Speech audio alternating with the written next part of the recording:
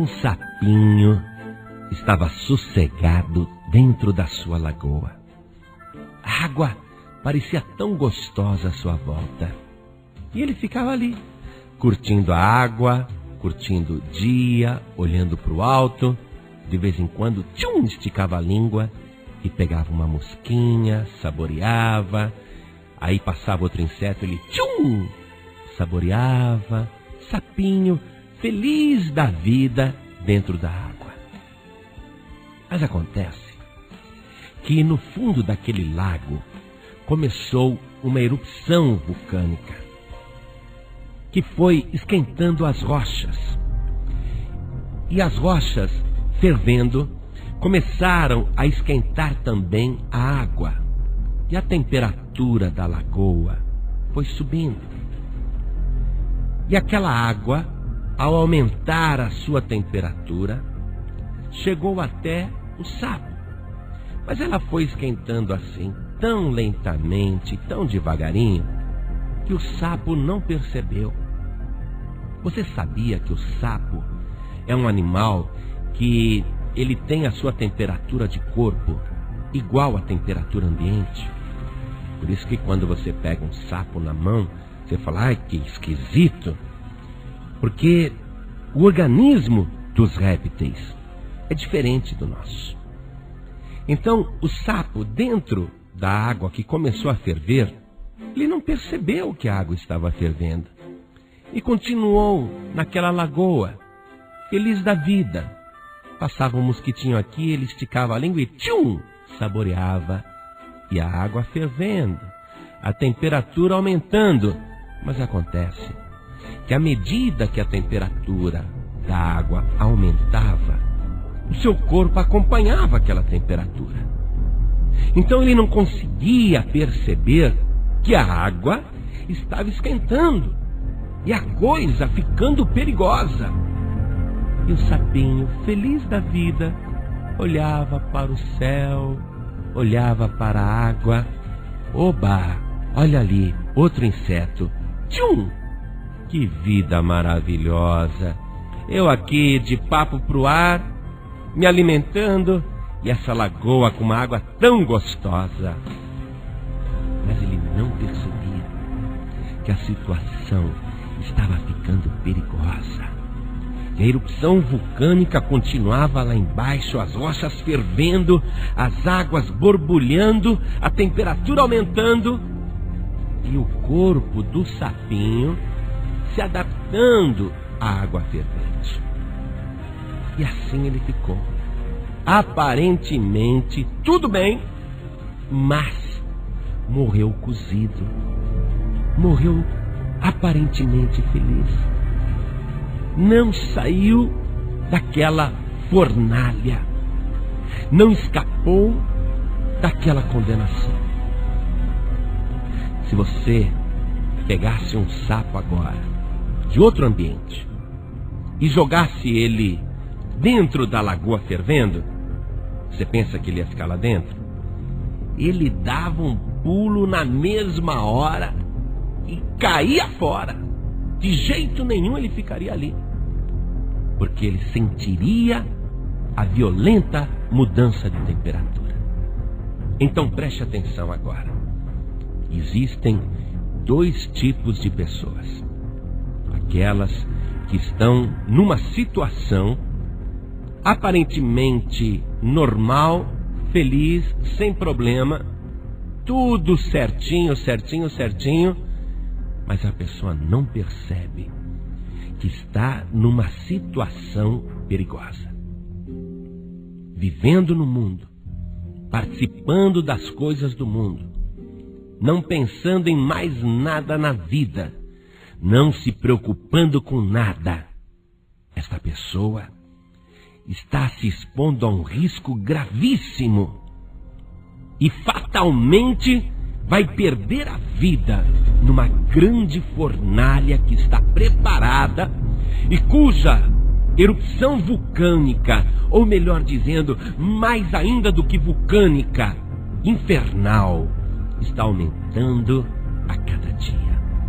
Há um lago de fogo e enxofre preparado e fervendo, e está já abrindo a sua garganta para receber muitos moradores da terra.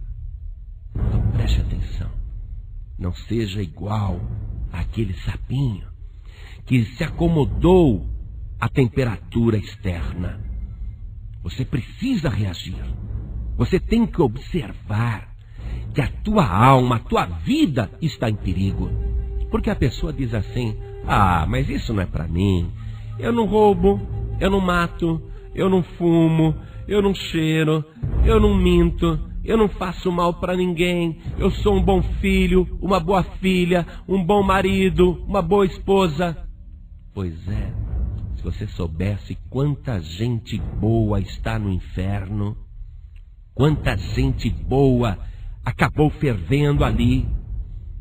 E você precisa entender que há uma necessidade urgente de sair fora desta situação, de olhar não apenas para a paisagem do céu, mas olhar além do céu, olhar para além das nuvens e ver que naquele lugar altíssimo existe o Deus Todo-Poderoso e à sua direita o Senhor Jesus, constituído juiz dos vivos e dos mortos.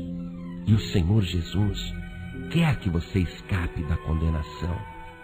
Quando Sodoma e Gomorra estavam para ser subvertidas, Deus quis que uma família escapasse.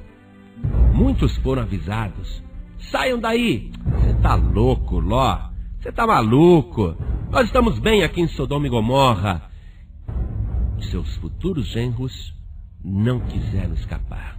Ló teve que escapar sozinho com a sua família, mas toda aquela população, apesar de uma boa parte estar avisada, riu da situação, riu da advertência. Olha, eu vou dizer uma coisa para você. Eu sou o sapo fora dessa lagoa fervendo aí. Eu estou no mundo, mas não sou do mundo, não. E olhando de fora, eu vejo que a tua situação é muito perigosa. Você está comendo, vivendo, se divertindo e não percebe que aquele mal está chegando. O Senhor Jesus disse assim: também na vinda do Filho do Homem, as pessoas estarão distraídas, comendo, bebendo, se divertindo, casando-se e dando-se em casamento, e não perceberão quando aquele dia chegará repentinamente. Você está me ouvindo? Você aí dentro dessa lagoa, dentro desse mundo, achando que está tudo bem. Você aí dentro dessa Sodoma, dessa Gomorra, você tem que sair fora. É possível escapar. Deus quer que você escape. Mas só existe um jeito de você escapar. Preste atenção no que diz a carta de Paulo aos Hebreus, no capítulo 2, versículo 3. Como escaparemos nós, se não atentarmos para uma tão grande salvação, a qual, começando a ser anunciada pelo Senhor, foi-nos depois confirmada pelos que a ouviram, testificando também Deus com eles, por sinais e milagres e várias maravilhas e dons do Espírito Santo. Pois é, nós temos que escapar dessa fornalha que está preparada. Nós temos que escapar deste mundo, mas só existe um escape. E o Evangelho acabou de falar para você: se não atentarmos para tão grande salvação, não escaparemos. E quem testifica isso? Primeiro o Evangelho, a palavra, também o próprio Deus, que realiza sinais, prodígios e maravilhas, e ainda o Espírito Santo que está falando. Através de ouvir esta mensagem, Você está sendo avisado e alertado para escapar urgente. Ou você quer ferver aí nessa lagoa? Está se adaptando, não percebe o perigo? Mas você tem que escapar. É possível escapar. Uma vez, Deus decidiu que uma grande cidade seria totalmente subvertida e todos os seus habitantes, inclusive os animais, seriam destruídos.